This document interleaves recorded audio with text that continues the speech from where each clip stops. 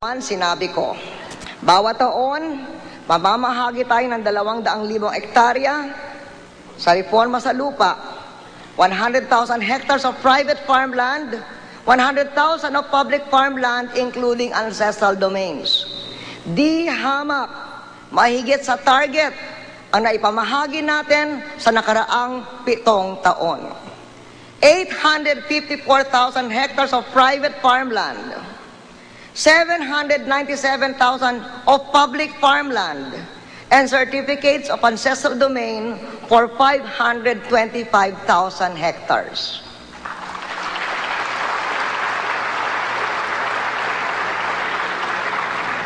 Including over 100,000 hectares for the Bugkalots in the tri-boundary of Quirino, Aurora, and Nueva Vizcaya. After the release of their Kanti, Rosario Kama, Bugkalot Chieftain,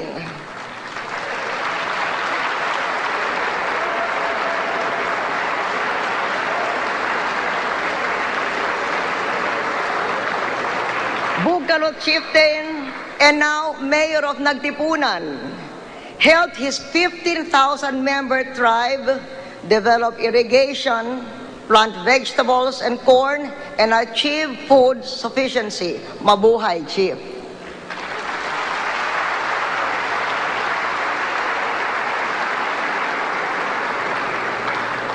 Agrarian reform should not merely subdivide misery.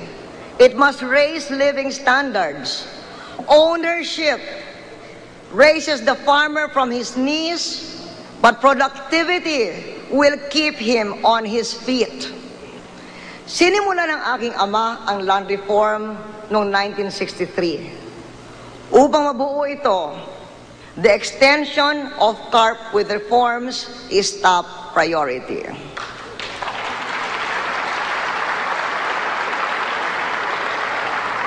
I will continue to do all I can for the rural as well as urban poor. Ayaw natin na paglayan ng tenant sa landlord, mapapasailalim naman sa usurero. Former tenants must be empowered to become agribusinessmen by allowing their land to be used as collateral.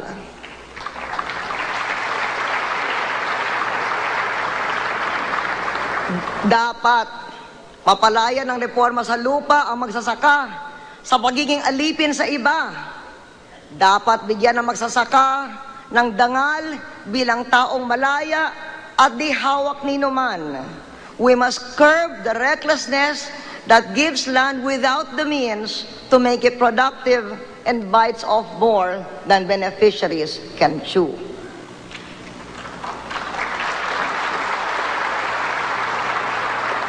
At the same time, I want the rackets out of agrarian reform.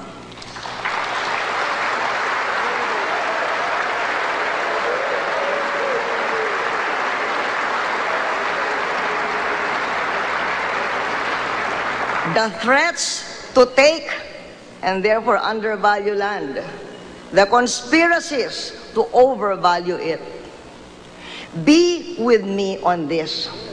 There must be a path where justice and progress converge. Let us find it before Christmas.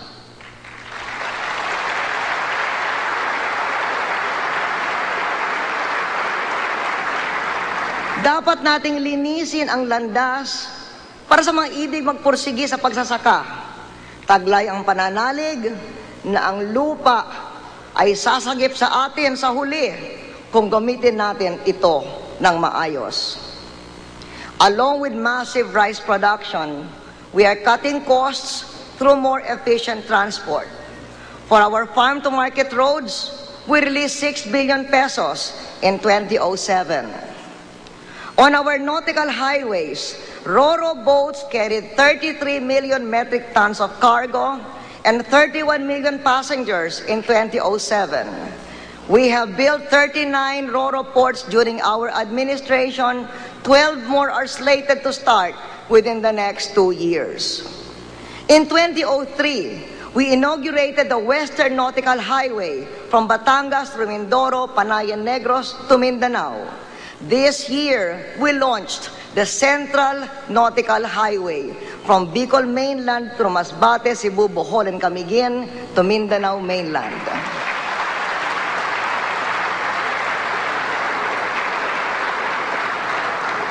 These developments strengthen our competitiveness. Leading multinational company Nestle cut transport costs and offset higher milk prices abroad. Salamat, Roro.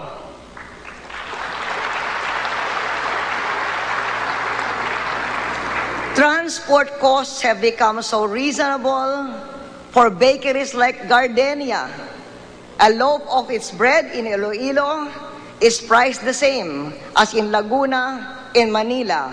Salamat muli sa Roro.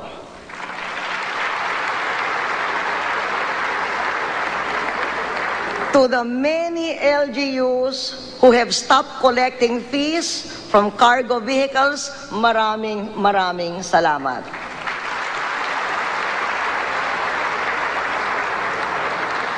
We are repaving airports that are useful for agriculture, like Zamboanga City Airport.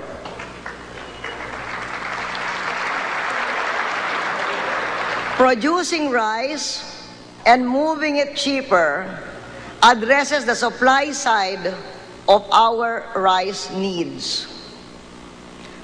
On the demand side, we are boosting the people's buying power. Ginagawa nating labor-intensive ang paggawa at pag-ayos ng kalsada at patubig. Noong SONA ng 2001, naglunsad tayo sa NCR ng patrabaho para sa 20,000 na out-of-school youth na tinawag Oyster. Ngayon, mahigit 20,000 ang ini-employo ng Oyster sa buong bansa.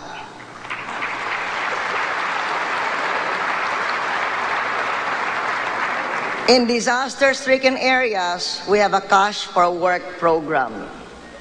In training, 7.74 million took technical and vocational courses over the last 7 years, double the number in the previous 14 years.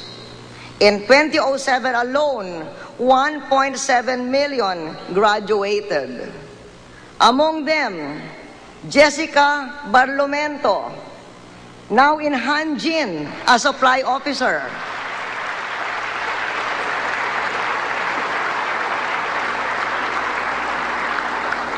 Shen Vekatana,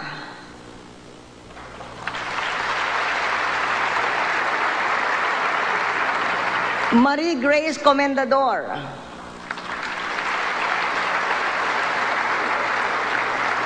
and Marilyn Tusi.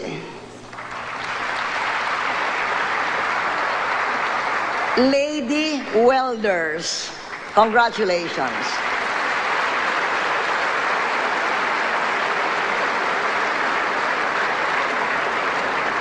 In microfinance, loans have reached 102 billion pesos